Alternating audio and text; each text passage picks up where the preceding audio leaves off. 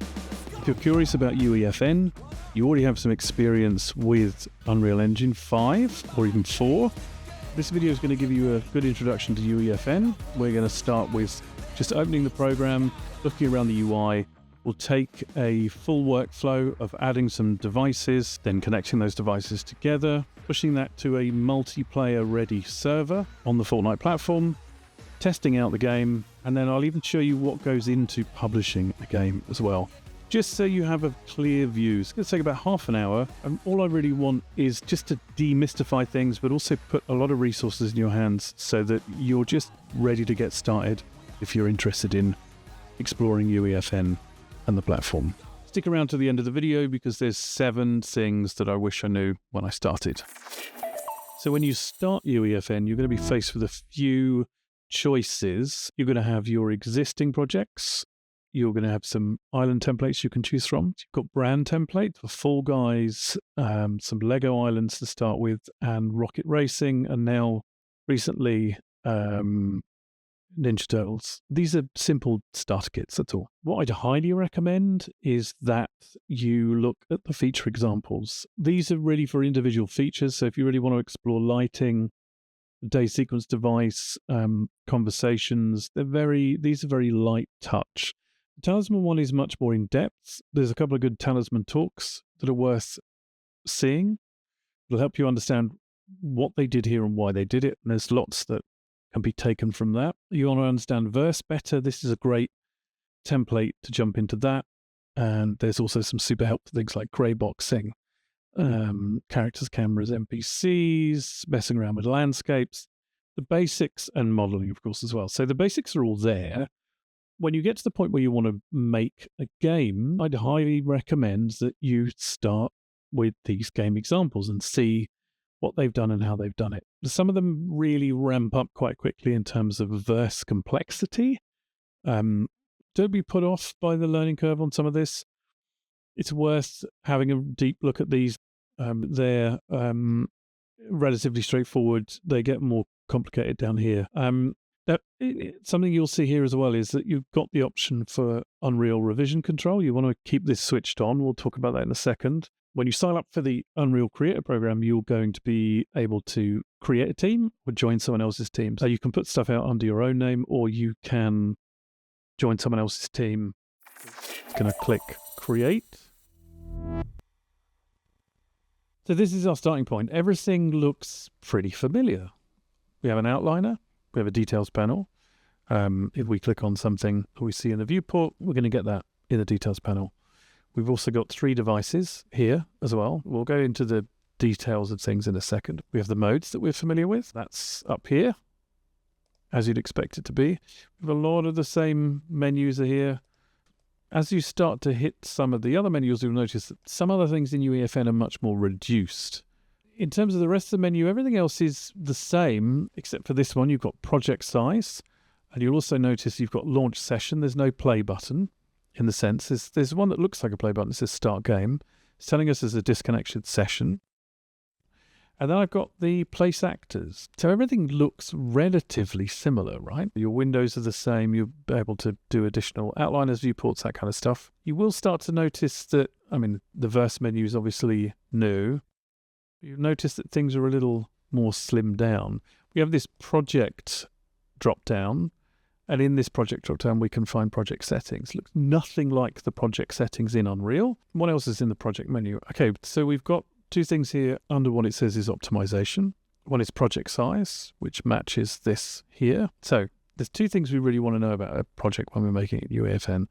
What is the memory and project size? Right now, the project size is nothing. So what does that mean? Means that until we launch a session, we don't actually know the project size or the memory this is going to take up. The project size and the memory size are different. The project size is going to be everything that the player needs to download in order to play your game. If your game is using custom assets or custom textures, for example, it's going to need to download those. Okay, let's talk about the folders, because this isn't quite what I expected. There are 3 folders. If you right-click in the first folder under All, which will be titled the same as your project, you're going to be able to get to the context menu, which is going to look very familiar, except this is a much more slimmed down version. You don't have all of the options that you do in the full UE5, but if you go to the Fortnite folder and try and right click, you're going to have two things: get content from Fab or go into the MetaHuman Explorer. That's it. I know that sounds really silly, but that's something that caught me out early on, was where I'm actually supposed to do things. You're supposed to do everything in here. The folder you're going to spend most of your time in is this one. This is the devices folder. You can have a look in all of these other folders if you want as well. Devices, galleries, prefabs, they're ones you're going to be using quite a lot of. Okay, so let's talk about devices. So devices in UEFN are building blocks. Inside devices, you're going to see it's organized in a particular way. The nice thing about devices is that you can drag and drop something like a vehicle. Then when you go in and test the game, that vehicle's just going to appear there. It's drivable, it works, and that's great. You're going to have options in the details menu, as you'd expect, whether you want this to be visible during game, should it have fuel consumption. There's all kinds of options here, all kinds of options. So in this advanced menu, you're going to see all these options. Should the vehicle be destroyed when it's disabled? Should it respawn? Or should another one spawn on this point?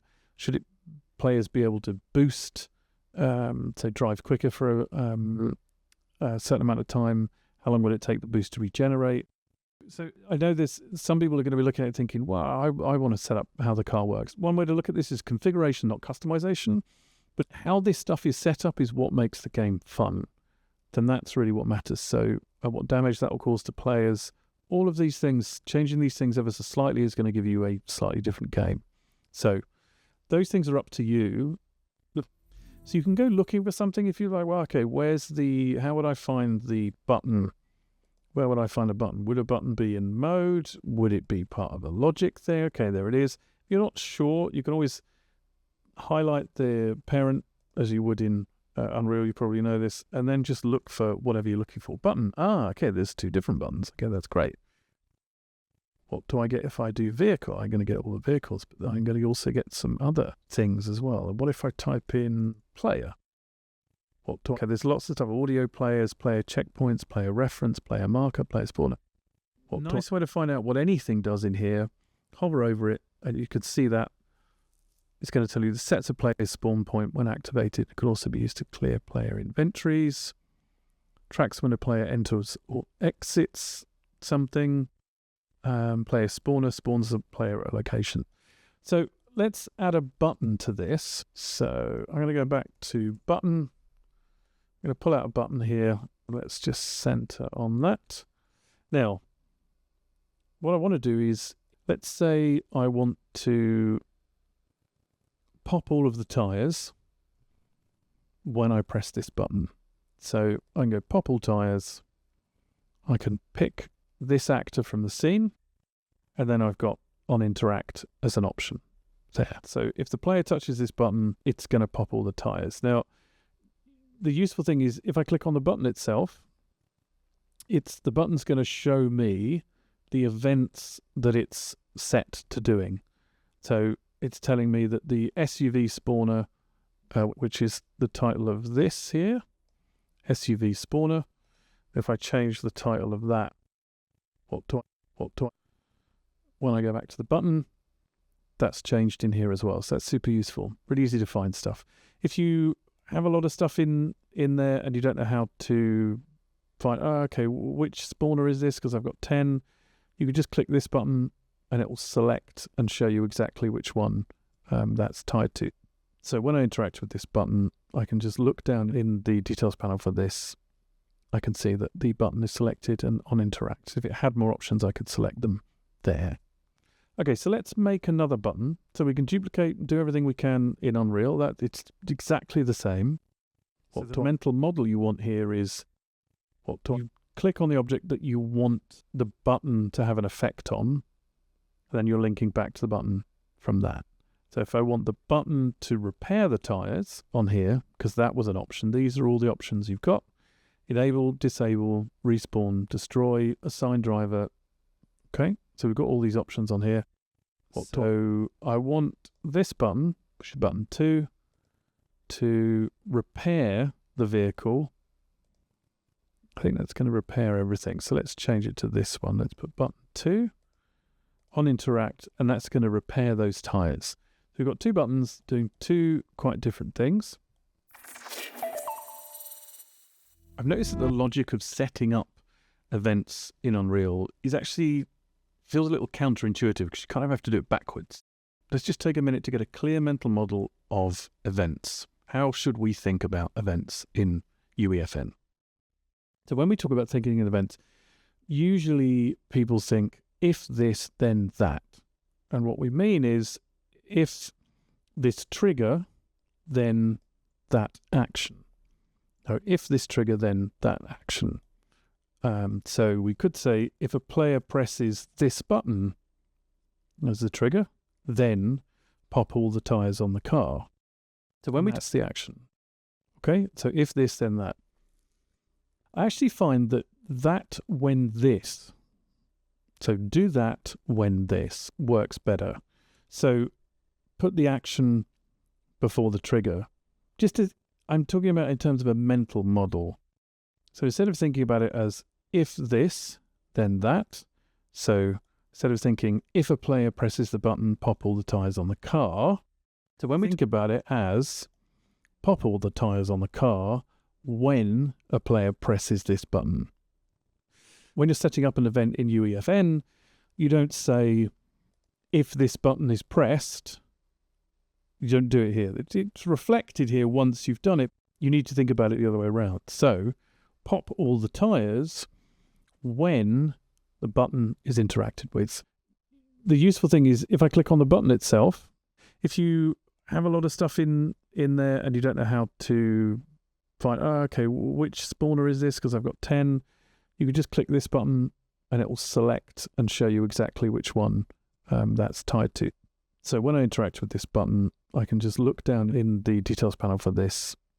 I can see that the button is selected and on interact. If it had more options, I could select them there. Okay, so let's make another button. So we can duplicate and do everything we can in Unreal. It's exactly the same. So the mental model you want here is you click on the object that you want the button to have an effect on, then you're linking back to the button from that. So if I want the button to repair the tyres on here, because that was an option, these are all the options you've got. Enable, disable, respawn, destroy, assign driver. Okay, so we've got all these options on here. So I want this button, which is button 2, to repair the vehicle.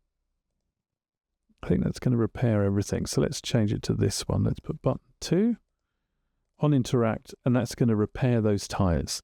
We've got two buttons doing two quite different things. Okay, so I'm going to launch a session and let's see what happens. Okay, there's a few options here when you launch a session. You can go straight into the live edit. It will automatically start the game. You can set it to auto push verse changes. If you're logged into another device, like a console, for instance, then you can connect through to that from there. All we need really is the live edit. The default is fine. I'm going to launch a session. It's going to ask me to save, and then it's going to open up Fortnite. So here we are. Top left, you can see that it says we're in edit mode, and everything that we've just put into this session is here. We've got 2 spawn points. I'll spawn from one of those when the game starts. Let's go into the game mode. So I'm just going to press start. I can do that in UEFN. I can press start in there, or I can press start in here. Now I've spawned on a spawn pad. You can see that. And that we know that one's going to end the game. Let's destroy the tyres. And then let's make the tyres again. So we've got a nice, simple, event-driven setup here. And now we can end the game. And that's just going to push me out of game mode into edit mode again. So the edit mode is really where all this began before UEFN, and it was the only way in which you could interface with the devices and set things up. Obviously, that's changed with UEFN, but the functionality of that edit mode, that creator mode, is still there. So if you want, you can also make changes in edit mode and push those back to UEFN, or if someone else is in the session, when they're in edit mode, they can make changes, and those changes can be pushed back into your UEFN session, which brings everything full circle. So you do have access to, see on the left, it says quick menu. I'm going to press B, and then I go to content, prefabs, galleries, devices, specific weapons and items. So let's go back out to edit mode and have a look around. As I go towards this button, press E, I can rename the button, and all the options that are available to me in UEFN are actually here. So this can be useful if you're in here, you don't want to go back to UEFN, maybe you're on a single screen. It can be useful to make the changes here. And the other thing there, I can press the tilde key, and this is when you get this device pop up. And then if you want to, you can see if I left click, I'm going to copy that, and I could then place more of these around. Okay, so what I'm going to do here is launch a session. Now in this drop-down menu next to that button, you've got a couple of options. You can go straight into auto-starting the game. There's an option to push burst changes if you would want that. And you can also you can log into a second platform like a console and run the game through there. The one we want is live edit. I'm just going to launch this session. This can take a couple of minutes. The first time you do it, it always takes longer. Once UEFN is up and running and that connection is there, then you're just going to be pushing updates. Depending on what you're pushing, that's going to also take time. Okay, so we've got the splash screen for Fortnite, just waiting for the game to load up. And here we are. So everything that I put into the game inside UEFN has now appeared in here.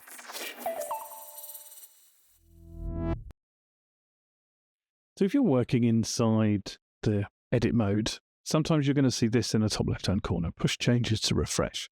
All that's telling you is that there's something that requires the game to be re-uploaded so that you can actually go into game mode and play it. And that's also reflected in UEFN. You can see this at the top there next to start game. You've got push changes. So you're going to need to push those changes from UEFN, and then I'll be able to start the game. So depending on what you're actually doing, such as making a small change to the number of teams or moving a few objects around versus introducing new objects into the scene, sometimes you don't need to push the changes. You'll just have that green tick and you can continue and go straight to game mode. Other times you're going to need to push the changes before you can go into game mode. So in this example, I added a few more player spawners. Now I'm going to push those changes. It's giving me more information in the tooltip. That's great. I'm going to push. That's going to ask me to save. We're going to go through that validation, uploading, and then I'll be able to switch over to Fortnite, and I'll be into edit mode, and it'll be up to date. In edit mode, you're going to see when a change has been pushed because it will say uploading. Inside edit mode, if something's updating, you'll be restricted as to what you can do, so you won't be able to interact with certain things. And in larger scenes, it can take several minutes before those changes get pushed. So in this example, we've just connected to a session. There it is. And we see that the push changes is green. So I don't need to do anything. I can go straight over to Fortnite and start the game there, or I can click start game here and then go over to Fortnite, and I'll be into game mode by the time I get there. So this is the core loop that you're always in. You're going to make some changes. You may or may not need to push those changes to update the game, and then you'll go into the game, into game mode, play it, go back, make some changes. I want to test your game on the Fortnite servers. Okay, we have a couple of options. Upload to private version or publish project. Now, these are a little confusing because publish project says in the tooltip menu there, create a private version of your project as a publishing candidate. And upload to private version says create a private version of your project to be shared among team members. Not much difference between this. This does not immediately publish the project to the Fortnite platform. These two do more or less the same thing. If I upload to a private version, it's going to ask for a description. I'm just going to put RC to say that this is a release candidate. It's going to ask me to save a load of stuff, and it's just going to upload it. Now notice we don't have a session launched. We don't need one.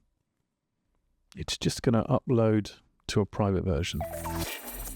What you get back from that is confirmation that it's been created, and you get a code, and that code is a code to your island, so you can open up Fortnite, pop that code in, and it will take you straight to the island. Now, if I leave this checked, showing Creator Portal, and press done, it's going to open up Creator Portal for me, and that's going to take you to this page where you're going to get the code for the island. I've got the notes. I typed in RC, that's the notes there, some details on when it was created. Now I could click publish, but I'm not going to be able to publish this. Before we get started, let's check your UEFN project is valid for publishing. So there's a lot of validation goes into this to make sure that what gets uploaded is going to be playable. It's complaining that it doesn't have a memory usage, doesn't have a download size, and it's telling me to run a memory calculation before I can publish it. Okay, so let's go back here. Okay, we've got project size and we've got launch memory calculation, but it's grayed out. It's grayed out because I need to be running a session. So let's launch a session. That's going to open up Fortnite, put me into edit mode or game mode, depending on what settings you've selected. Okay, so here we are back in edit mode. I have a different avatar, randomized. And what you can see at the top of the screen is that we're at 35,964 units of memory usage. Let's go back into UEFN, and now we'll see that the launch memory calculation is available. So you need to have a session connected, and then you can go project launch memory calculation. When I launch the memory calculation, we'll ask it to calculate memory. We say this is a release candidate with a memory calculation. Okay, what that gives me back is a new version number. So where you can see that ends in 1371. Okay, and you'll see here that you've got a launching memory calculation, and it can take a few minutes to do it. So if we look back in Fortnite, okay, you can see it just says that it's preparing, and we're in edit mode. So we just have to wait a couple of minutes. So you've got to make sure that you wait until that's finished, until you get this here. So we've got memory calculation complete, project is within budget, show results. So it's just going to confirm that, confirm the number, and show us the memory usage. We're about 35% of our allowance. Okay, fine. I've already got the other thing open. So let's have a look. We've got, this is the 1371, the one that we just uploaded. And now we'll find everything is green all the way down. Now we can continue to the publishing. To actually publish a game, the last step in this process means filling in some details about the game's rating. You're going to need some promotional material. You're going to need to fill in some attribution information if you've used any third-party assets, and then you're going to set the visibility. So just as an example, you're going to set this, so game title is game title, write your description in there. Your island tags, you can choose from an awful lot of tags. I would suggest, if you don't know which tags are working, what you might want to do is go to the Fortnite website. And if you have a look at some of the games which are similar to yours, let's say you've done a survival game, and it's, I don't know, a boss fight, then what you'll find here is that you've got event, boss battle, first person PvE. It's a good idea to have a look at a few different, there's another boss fight, and this has got PvP, open world, boss battle. If you go to fortnite.gg, this is an unofficial website, but if you go up to this creative menu on the top right, you go to player count, you can get the number of players that are in the game right now. And if you scroll down a little bit, you're going to get most played maps, top creators, popular releases, top new creators, earnings, all sorts of interesting information about it. It's also going to give you most played genres. Now, you don't want to put a tag on your game that is not relevant to the game that you're actually putting out, but you can do some research here and just see, okay, what's popular? Boss Battle is quite popular. So we click on Boss Battle. Now we can see the overall ranking of those. A useful thing to do in here is actually to go in and see which tags they're using. If your game is similar to another, now we want to pick up that kind of audience and that other game is already successful, maybe that could help you down the line. So in the second part of this, which is the rating section, you will need to fill out an age rating, the IARC questionnaire. Put your email in there and then begin the questionnaire. So there is a place that you can find. I'll put the link in the description. It's a little difficult to find, but it will give you some help on the IARC ratings. And this is one of those things that you don't know until you know, and it's halfway down this page. So if you find the fortnight-wide standards for interactive elements, this is at platform level. So it's giving you the answers to the first couple of questions based on what the platform is providing. It's nothing you can change at your level, at the level of the game itself. Useful if you've got questions about IARC ratings, what it is, why it's there, how it works, the nuances about how to answer some of the questions, then you'll find the information on that page. So once you've completed the questionnaire and answered it correctly, you're going to get a rating from the IARC, depending on what you've put in there. And when you finish that, you're going to be taken back to that rating. You can retake the questionnaire if you wish. Great. Okay, then you're going to need to, you can take these numbers down here if you want. It is written in the documentation as well. You're going to need a landscape thumbnail. Now we're in Discovery, a square thumbnail, and I highly recommend you do an island trailer as well. This is optional. So if you're just getting the island out initially, you can save yourself the work of these two and just get that main landscape thumbnail out. You've got a lobby background image as well, which cannot contain any text, and it will generate a little preview if you put something in there of what that's going to look like in your lobby. Next up, we've got attributions. Now, if you've used somebody's anything third party, you will want to click the add new attribution, put content, title, source, just fill this information out. Don't need to go through that. It's all very obvious.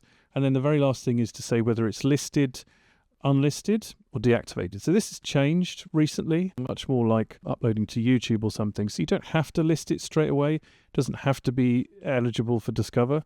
You could make it unlisted. This means people could test it without being in specifically a member of your test group. If you tick this box down here, then Epic will potentially promote your island in sizzle reels. That's a very good reason why you want really good promotional material. So here's an island that I've published previously. You can see that it's listed here. Now I can share the link directly. I can copy a direct island link, a page link, the island code. You can see the island here is listed. Once it's listed, I can change that if I want to.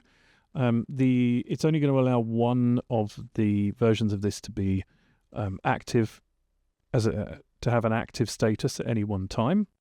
Now we've got analytics, monetization, some technical information. What's important though is that you've got playtests. Now if you have a private version of your island published, you'll be able to find this playtests option.